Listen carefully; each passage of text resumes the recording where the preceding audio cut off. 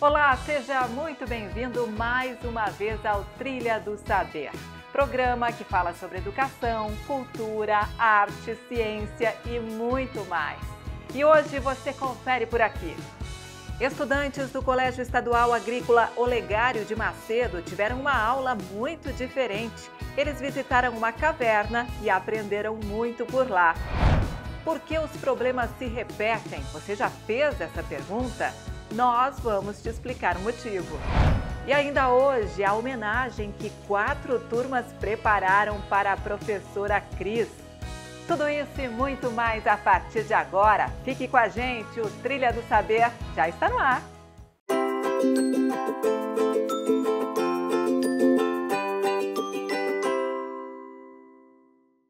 Conta aí, você é do time que gosta mais de um passeio na cidade ou no campo? Estudantes do Colégio Agrícola Olegário de Macedo conheceram uma caverna e se divertiram muito. E a nossa aventura pedagógica começa com uma jornada emocionante no Distrito Amapã, a aproximadamente 45 quilômetros do centro urbano de Castro, na fascinante caverna Olhos d'Água, onde os estudantes do Colégio Estadual Agrícola Olegário de Macedo vão viver uma experiência única de aprendizado nos misteriosos labirintos subterrâneos. A caverna tem 2 entradas, uma com o teto mais baixo, onde só entra rastejando, e temos também uma entrada onde você pode entrar caminhando sem muita dificuldade. Então, prepare-se para ser cativado pela beleza das formações rochosas e sua biodiversidade. Estamos aqui nesse lugar incrível, ponto turístico, fascinante, a caverna Olhos d'Água. E o Juliano e a Priscila vão contar um pouco pra gente como é que é essa caverna, essa estrutura, há quanto tempo vocês trazem os turistas para cá. Então, sejam bem-vindos aí na caverna Olhos d'Água, né? Hoje denominada Grutas Eco Park, né? Vai ser transformado em parque aqui a região. E nós estamos numa caverna aí de milhões de anos de formação, uma caverna em plena formação também, a gente pode ver pelos espelhotemas, né? E as visitas aqui na caverna, elas são mediante agendamento com guias e autorização dos proprietários, né? O nome, Olhos d'Água, né? Então vocês perceberam que na trilha a gente tem várias nascentes, né? Ou seja, olhos de água, né? Aí todas as nascentes se juntam e vêm para dentro da caverna, formando, né, esse pequeno riacho. Hoje está com um nível um pouco mais baixo de água, porém em dias mais úmidos, né, não muito seco como a gente está no período agora, a água é um pouquinho mais elevada o nível, né.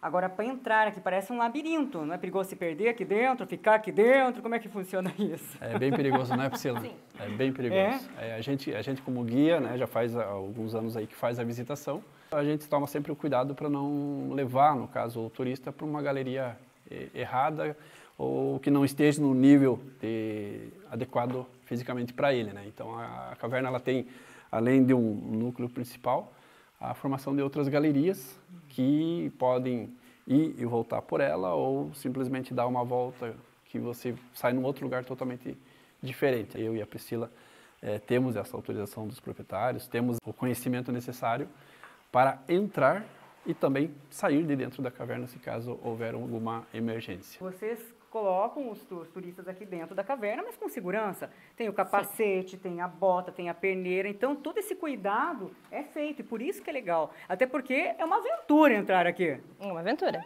é uma aventura. Então, eu sou condutora de turismo aventura, me especializando em turismo aventura para a gente entrar com segurança e sair com segurança, né? Em um ambiente natural, temos mais riscos e nós estudamos e estamos aqui para fazer um passeio de qualidade para o pessoal e principalmente com segurança. A caverna Olhos d'Água tem uma extensão de 500 metros e conforme vamos explorando o local, nos deparamos com galerias imponentes com deslumbrantes estalactites e estalagmites, com nascentes subterrâneas onde a água corre entre as câmaras adornadas com formações rochosas únicas. Professora Marilda, conta pra gente como que surgiram essas formações rochosas aqui incríveis, essas estalactites, estalagmites. Essa formação é uma formação geológica de mais de 1,6 bilhões de anos, né? Então é muito antiga. E essas estalactites e as estalagmites, né, tem que ter muito cuidado com elas, porque demora muito tempo para se formar. E por que acontece? Vai acontecer nesses pingos que você está observando aqui. Então, o gás se solta, né, e a água, devido ao ácido, porque a rocha calcária ela vai se desintegrando e vai formando essas cavidades assim. A estalactita ela se encontra com a estalagmite. Então acontece o encontro. Então aí ela vai pingando e acontece o encontro das duas e formam as colunas dentro das cavernas. Professora, aqui nós temos bastante espelhotemas. Agora, o que são espelhotemas? Então esses espelhotemas são essas formações devido à desintegração, né, do carbonato com o ácido, né? Esse ácido ele acontece tanto do solo, da água e dá origem a essas belíssimas formações, né, dos espelhotemas. Qual a diferença entre caverna e gruta? O processo começa da mesma forma de formação, né? Mas a gruta ela é um espaço assim menor, né? A cavidade menor.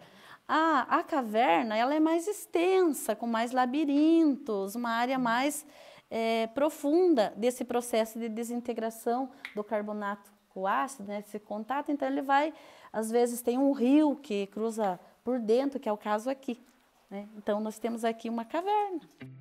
Seguimos caminhando em direção à Claraboia, mas para chegarmos até lá é preciso passar por um local de teto baixo e é necessário agachar para atravessar e cuidar com a cabeça.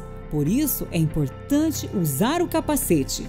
E o que chama a atenção é que depois de passarmos por essa parte muito baixa, chegamos numa galeria majestosa com 13 metros de altura, onde fica a Claraboia.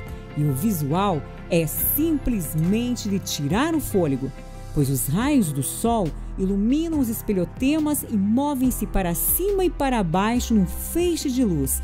Um fenômeno de beleza indescritível que pede aquela foto. A caverna esconde muitas curiosidades e mistérios. E o nosso guia de turismo, Juliano, nos contou tudo e fez uma atividade conosco um tanto inusitada. Juliano, homem das cavernas, hein? Conta pra gente um pouquinho das curiosidades dessa caverna. Tem morcego aqui? É a Batcaverna? Tem morcego. Tem morcego, são bem coleguinhas, são morcegos inofensivos, né? Temos também um outro bichinho bem simpático aqui, que é o opilião, que ele seria, vamos dizer assim, quase que uma aranha, mas é uma aranha mais de hábitos da escuridão, né? Que a gente tem presença aqui também. E, logicamente, que próximo das entradas e saídas pode ter um ou outro animal que já vive fora da caverna, mas que entra, dá uma visitada ali, mas como não é o ambiente dele, ele já se retira, né? É comum nas cavernas secas que tenham a presença de felinos, né? Não o caso dessa aqui, porque a gente tem a presença de água e ele não vai entrar somente para tomar água, se tendo que ter água lá fora, né? Mas existem outras cavernas que eles usam como abrigo. Então, também uma questão de cuidado, né? E fazem muitas pesquisas aqui, Juliano? Sim. Nós temos aqui na região o GUP e também o EPG, que desenvolvem bastante pesquisas relacionadas à espeleologia e que traz todo esse embasamento aí para o nosso trabalho do dia a dia. Traz essa questão da conservação e preservação, né? O saber para você proteger, né? E eles desenvolvem desde lá da década de 80, né? A gente tem casos de pesquisadores que ficaram aqui dentro da caverna por quase 10 dias, monitorando, né, a fauna e a flora aqui do ambiente. Ótimo. Agora você vai fazer uma atividade com a gente, com os nossos estudantes. Como é que é essa atividade? Então, essa atividade aqui a gente convida a todas as pessoas a ficarem na escuridão, né, para a gente perceber um pouquinho de como é esse ambiente. E para também saber, né, como que os animaizinhos daqui vivem, né? E também para a gente ter uma questão de proteção que eu não posso vir com uma lanterna ou com um simples celular, que eu acho que eu vou visitar toda ela porque vai acabar a bateria e aí como que você vai sobreviver. Então você tem que sempre ter algo, né, de backup ali. E a gente traz a situação da vela porque a vela ela acaba que nos orienta, ou qualquer outro tipo de chama, né? Ela nos orienta de onde está vindo a presença de ar maior, né? No caso aqui, a gente está no claro, a gente sabe que o ar está vindo aqui da nossa esquerda, né? Então, se tivéssemos perdido hoje aqui, uma vela nos direcionaria para onde teria uma possível saída. E aí eu convido agora vocês aí para apagarem as lanternas. Então vamos lá, gente. Nessa vivência aqui. Bora! Vamos sentir aí como é que é Vamos isso. lá. Também uma questão aí também de reflexão, em alguns grupos a gente faz algumas pessoas podem meditar, né? Então vamos lá, sem vela agora.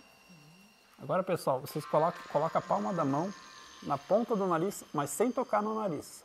Movimenta a mão de um lado para o outro. Vocês estão enxergando alguma coisa? Então vocês imaginem se a gente entra hoje aqui deficiente de luz. A sensação de ficar no escuro dentro da caverna é um pouco assustadora. Voltando a acender as lanternas bem devagarinho, só não coloca no olho do outro. Estamos aqui numa das entradas da caverna, mas na verdade nós acabamos de sair, não é mesmo, Sim, Pedro? é. E conta pra gente como que foi essa aula de campo hoje. Foi uma experiência única, né? Foi algo diferente. A gente sempre vê, por exemplo, nos materiais, né, uma imagem ali, por exemplo. Agora poder ver, poder saber como é que é ali dentro foi bem diferente, foi único, sabe? E eu achei incrível essa experiência. Gostei muito. E o que você aprendeu hoje que foi marcante para você? A formação das estalactites, né? E a junção com as estalagmites, né? E a diferença bem certinho, né? Também, que a estalactite, ela vem de cima, e a demite de baixo. E quando elas se juntam, forma uma coluna, né? Eu achei interessante também da formação das cavernas também, com o ácido que vem junto com a pedra, né? Com o material da pedra, formando essas cavidades, né? Dentro da caverna. O município de Castro tem como base de sua economia a atividade agropecuária. É a cidade que produz a maior quantidade de leite por dia no Brasil. As vacas que produzem todo esse leite se alimentam com a silagem de milho. A produção da silagem envolve o uso de máquinas de alta tecnologia, entre elas a forrageira autopropelida Krone Big X. A empresa que foi pioneira ao trazer esse equipamento para o Brasil e revolucionou o mercado agropecuário foi a empresa Baumann Livestock e Agriculture.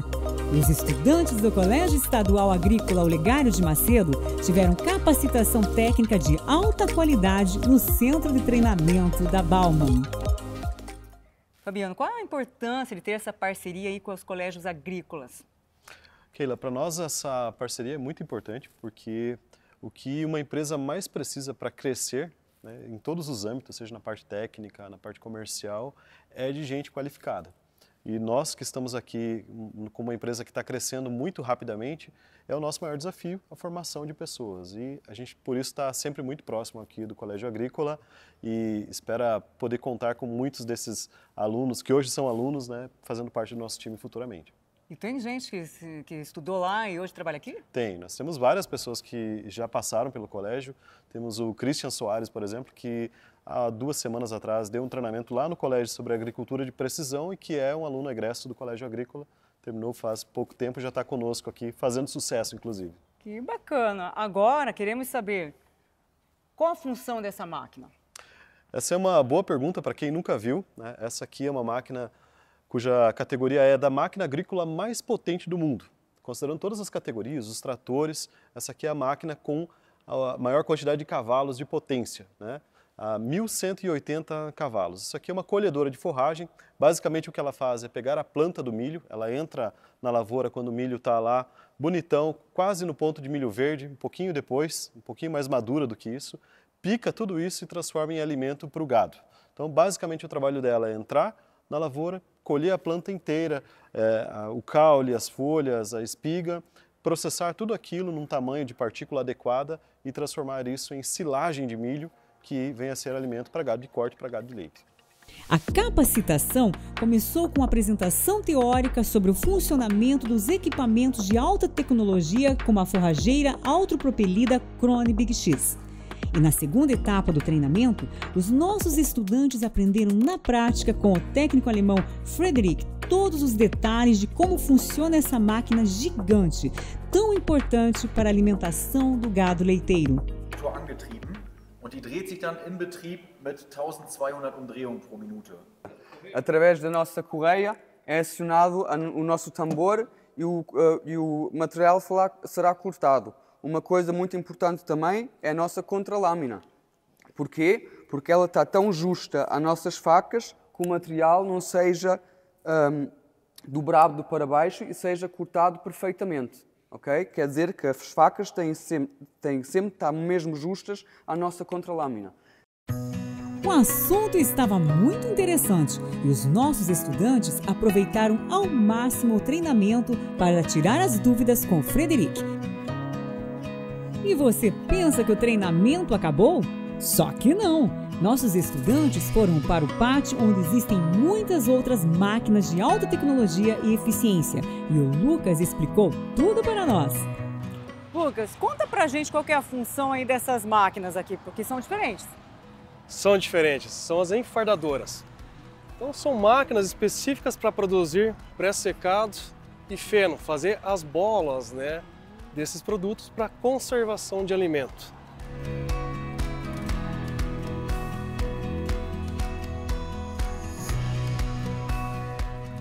Aprender sobre a melhor tecnologia de ponta utilizada na agropecuária na empresa Baumann, que é referência no Brasil, ajuda muito a preparar nossos estudantes para entrarem no mercado de trabalho.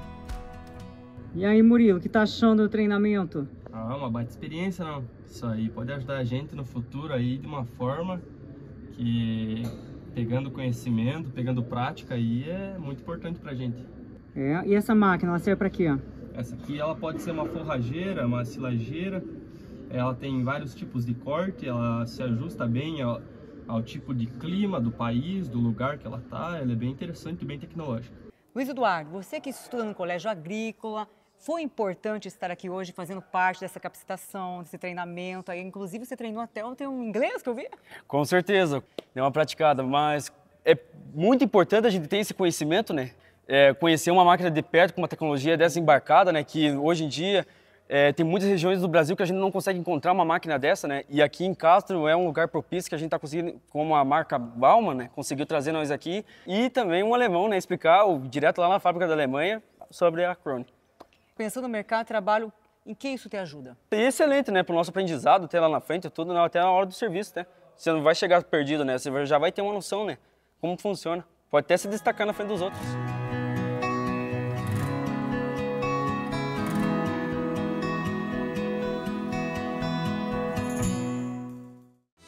Que lugar lindo, né? Vale a pena você reservar aí um tempinho na sua agenda e conhecer as belezas naturais que Castro oferece. Normalmente no nosso quadro Cartas para Professor, uma turma homenageia um professor, mas dessa vez foi um pouquinho diferente. 4 turmas homenagearam a professora Cris e é claro que ela ficou super emocionada.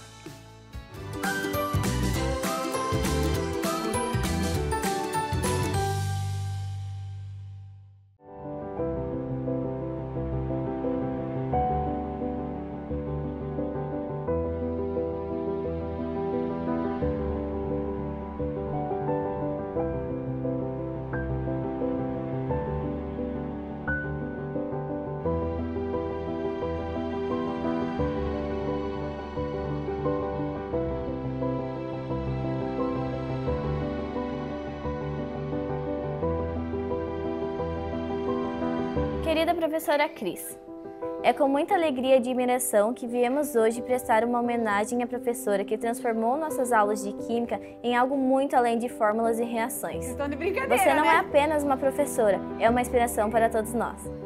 Com sua paixão pelo ensino e sua dedicação incansável, fez com que enxergássemos a beleza e a importância dessa ciência em cada detalhe do mundo ao nosso redor. As ligações que formamos nas suas aulas não foram apenas entre átomos, mas também entre nossos corações. E a matéria que antes parecia tão distante. A sua forma de explicar os conteúdos com clareza e paciência sempre nos motivou a nos esforçar e acreditar em nosso potencial. Graças a você, aprendemos que a química está presente em tudo, assim como seu caminho e apoio estão sempre presentes em nossa trajetória. Ao longo dos anos, a senhora sempre esteve ao nosso lado, não apenas em momentos de aprendizado, mas também nos desafios do crescimento. O carinho e o cuidado que a senhora apresentou com a gente vão nos acompanhar muito além do âmbito escolar. E sabemos que levaremos os seus ensinamentos para muito além das aulas de Química. Em muitos sentidos, a senhora foi a catalisadora para o nosso amadurecimento e uma inspiração para todos nós. Por tudo isso, gostaríamos de te fazer um convite. Prof. Cris, aceita ser a nossa paraninfa esse ano? Sentimos que você representa não só a nossa jornada acadêmica, mas também um laço de amizade e confiança. Seria uma honra ter você ao nosso lado neste momento tão importante de nossas vidas. Com carinho e gratidão, seus alunos. Obrigada, prof! Ai, me sacanearam, né? Eu vim pronta já.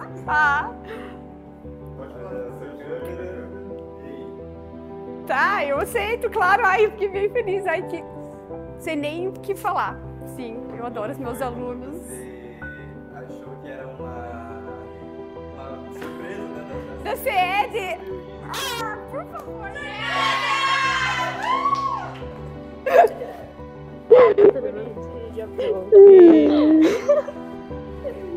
Obrigada.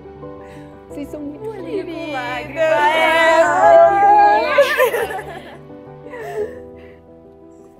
Ah, obrigada. Ah, gente, que lindas que vocês são. Obrigada.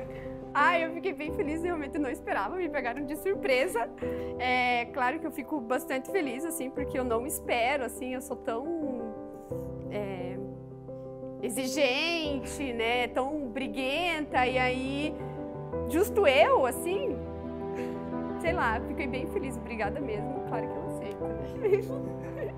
Tipo, eu nem sei, eu não consigo nem me expressar. Vocês sabem que eu tenho uma dificuldade muito grande pra isso, né? Vocês me conhecem, né? Mas sim, eu fiquei bem feliz, né? Vocês sabem.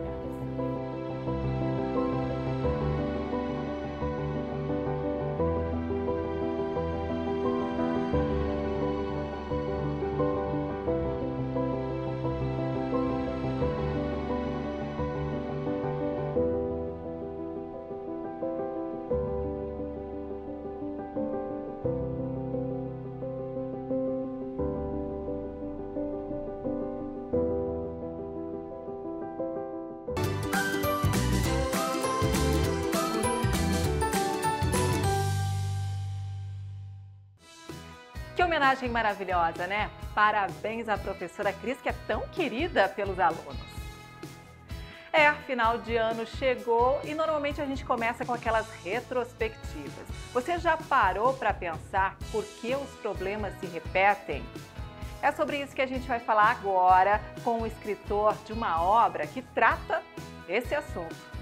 Você já pensou por que alguns erros a gente volta a cometer? Essa vai ser uma discussão, uma conversa que a gente vai ter com o Hélio Gilberto Amaral, que escreveu um livro chamado Por que os problemas se repetem? E a gente vai descobrir se problema e erro é a mesma coisa. Tudo bem, Hélio? Graças a Deus, bem. Você? Então, esse é o seu livro. Isso. Por que os problemas se repetem?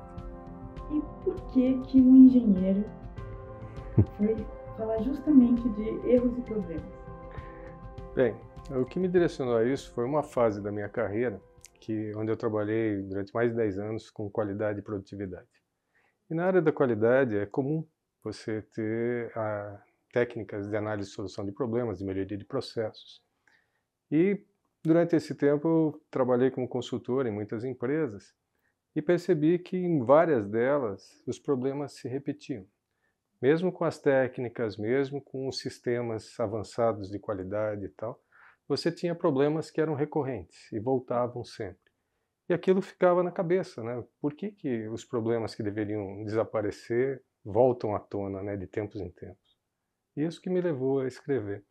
E um dia, conversando com a minha irmã mais velha, com a mesma pergunta que você fez, ela me fez, e aí a gente entrou por um outro lado, né? E ela me provocou dizendo o seguinte: você sabia, Hélio, que o homem é o único animal que cai no mesmo buraco 2 vezes? Ela falou que tinha conversado com um biólogo e tal, e que um elefante, por exemplo, se ele cai num determinado buraco lá na selva, naquele buraco ele nunca mais cai.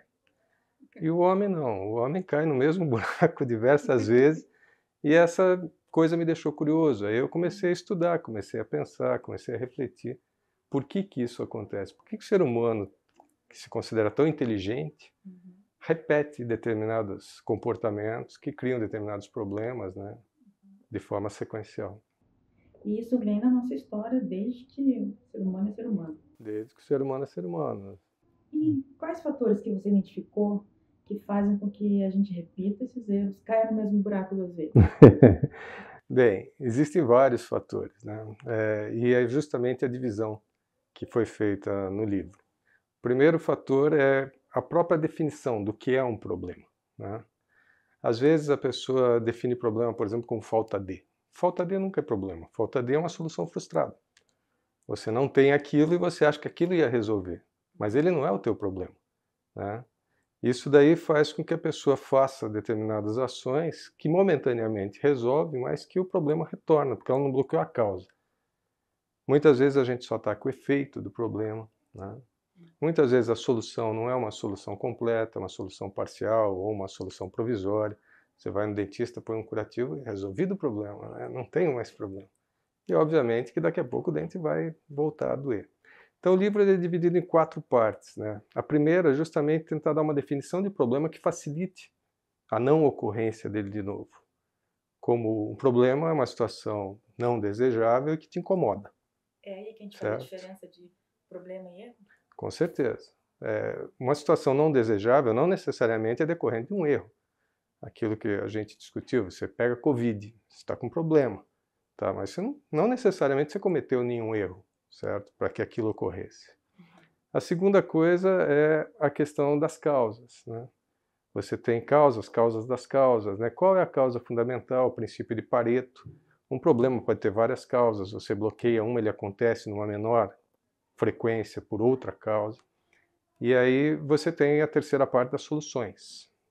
Soluções paliativas, soluções contingenciais, soluções, vários tipos de solução. E nem sempre a gente pensa em todas elas, né? E normalmente uma divisão que a gente faz, né, quando você faz uma análise de coisas conjunturais e estruturais, a nossa tendência é sempre dizer que o problema ele é conjuntural, está fora. E na verdade as melhores soluções, as únicas possíveis, são as estruturais, né? As mais viáveis, vamos dizer assim. São aquelas que você vê. Tem um trecho do livro que eu digo, se o barco está furado, tente primeiro consertar o barco, depois tentar secar o lago. Secar o lago nunca é uma situação muito simples de se fazer, né? Talvez consertar o barco seja mais fácil. Bem mais fácil. E a quarta parte é a questão de melhorias e avanços. E como é que as pessoas podem fazer para reconhecer que elas estão nesse ciclo de repetição e como é que elas podem sair dele? Bem, existem diversas coisas, né? Como eu disse, a primeira coisa é entender que um problema ele existe numa cascata de eventos, né? Entre sintomas e efeitos daquele problema.